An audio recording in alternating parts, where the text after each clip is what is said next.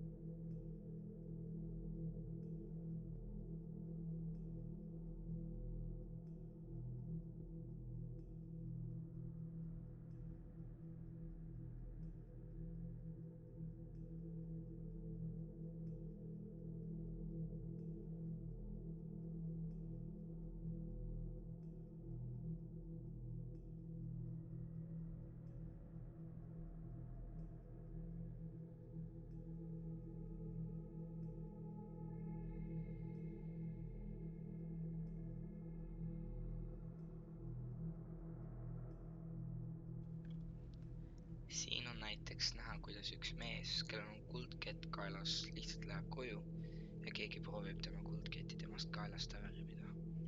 Alati mõtle selle peale, et ükskõik kes võib sind röövida.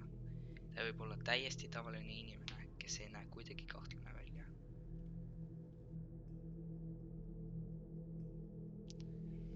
Aga see mees teab väga hästi, kuidas selles situatsiooni teha, sellepärast tema on ekspolitseinik ja siin on kaks meest, kes tulid ja ähvardasid teda, et ta peaks välja võtma väga suure summa raha automaadist ja need mõlemad tüübid võeti küll kinni ja see mees tegi väga hästi selles situatsioonis.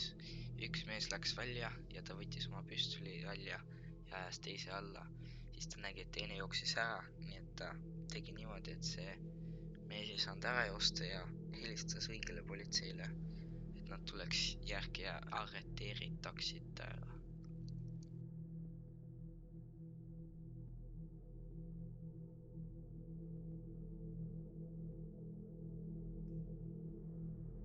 Mõtlema peale, et head röövijad otsivad momenti, kus sa oled haavatav. Näiteks kui sul on kell, saavad küsida, mis kell on. Sa vaatad kella ja sellel hetkes sa oled haavatav. Röövijad mõtlevad selle peale, mis nende ohveri nõrkused on. Vanad inimesed, kui oled ise ja keegi ei ole lähedal. Ära kunagi võitle röövijaga, mitte kunagi. Hea asi kaasas kanda, kui oled kohas, kus on juhtunud või võib juhtuda röövimisi, on pipargaasipudel. Aga seda pead hoidma taskus ja käsi taskus, muidu on see mõttetu, kui see on kotis. Kui on aeg, kus on juba pime väljas, siis proovi olla inimeste seas.